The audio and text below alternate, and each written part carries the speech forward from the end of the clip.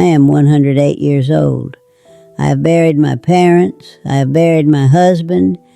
I have buried 2 of my children. I have watched cities burn.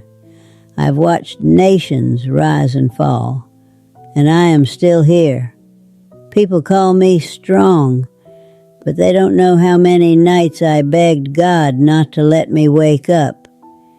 If you are young, if you think your pain will break you, sit with me, because I have survived 108 years of pain, war, and loss, and I want to tell you how.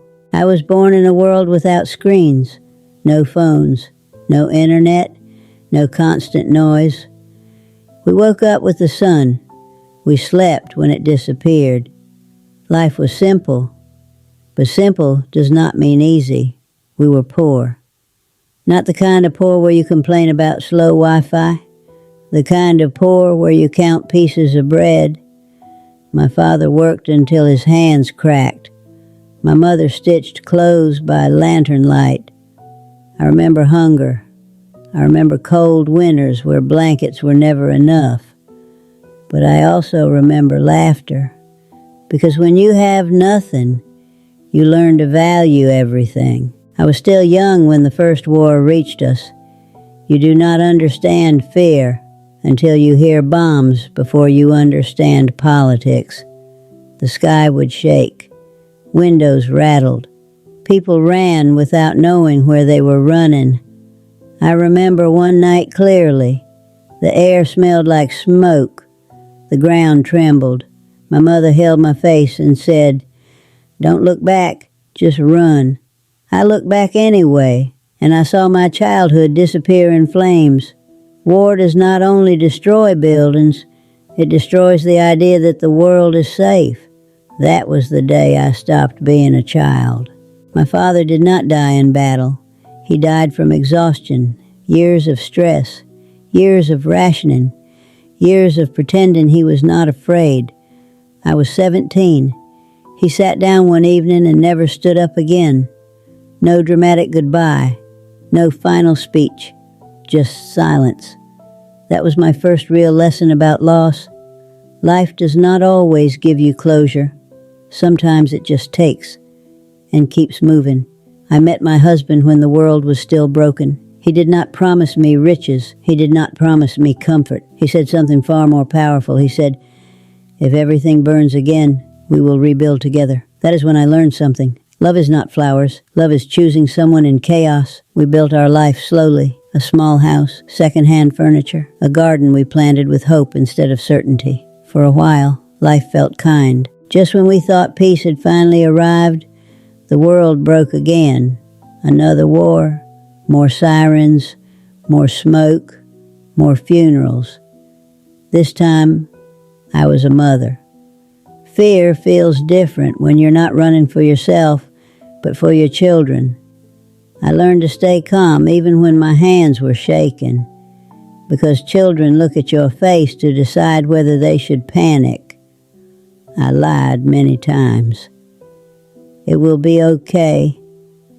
I didn't know if it would, but sometimes courage is pretending long enough until the danger passes. I had 3 children. I buried one before he turned 10.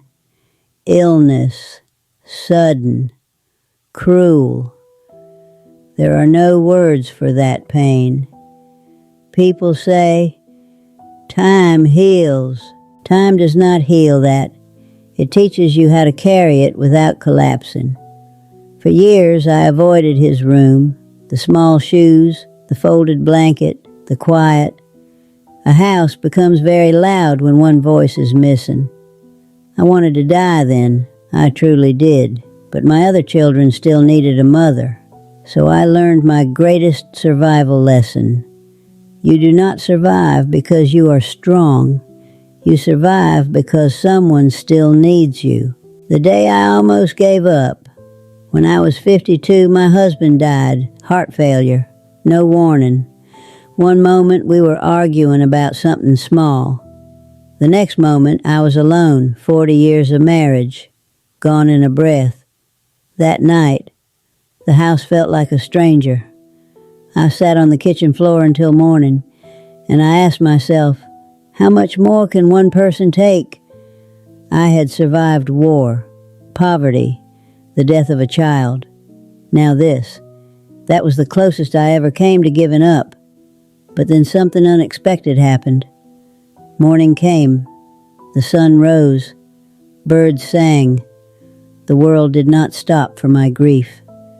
And somehow, that angered me enough to stand up.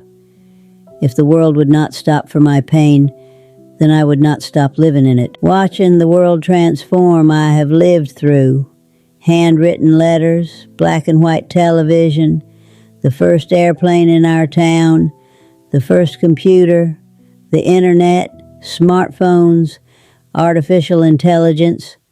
I watched people go from sitting together at dinner to staring at screens in silence. Technology grew, but patience shrank.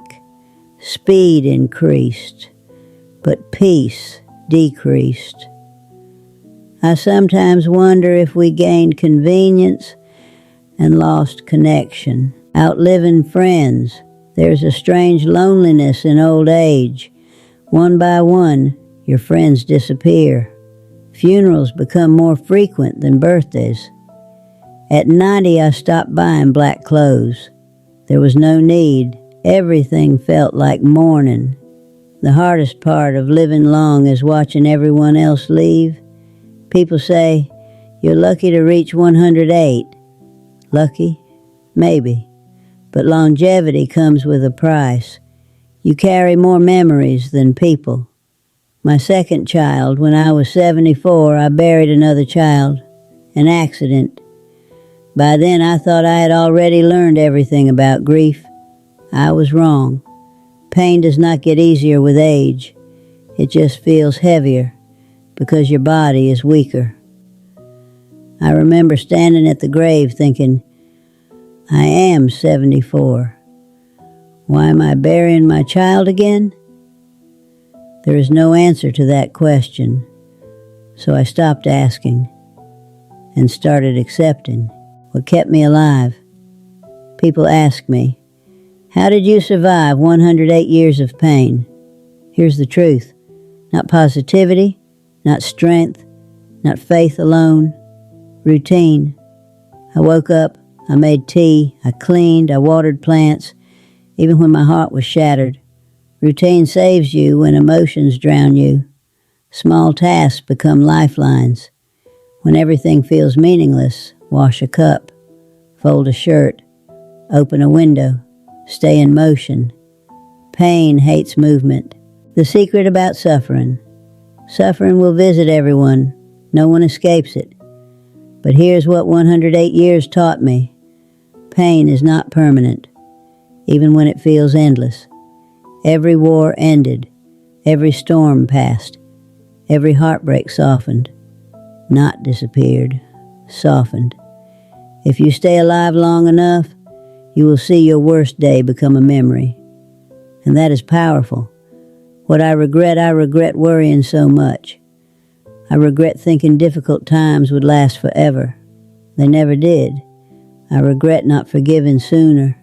Holding anger is heavy, and I carried too much weight for too long.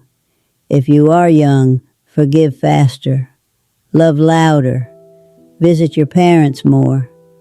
Because one day you will wish for one more ordinary conversation.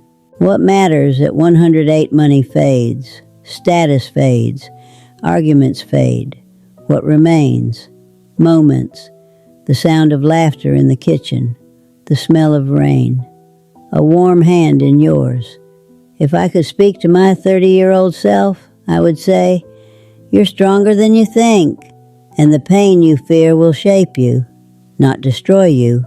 The truth about survival is not heroic. It is quiet. It is waking up when you don't want to. It is cooking when you cannot taste food. It is attending funerals and still planting flowers. I did not survive because I was fearless. I survived because I kept going. Even slowly, even angrily, even broken. If you are watching this and you feel tired of life, listen to a 108-year-old woman. You have no idea how much can change in a single decade. The pain you feel today may become the story you tell with strength tomorrow. I have seen war turn into peace. I've seen grief turn into wisdom. I've seen broken hearts love again. Stay. Stay long enough to see your life transform, because one day, if you're lucky, you will sit where I am sitting, with wrinkles, with memories, with scars, and you will say, I survived, and that will be enough.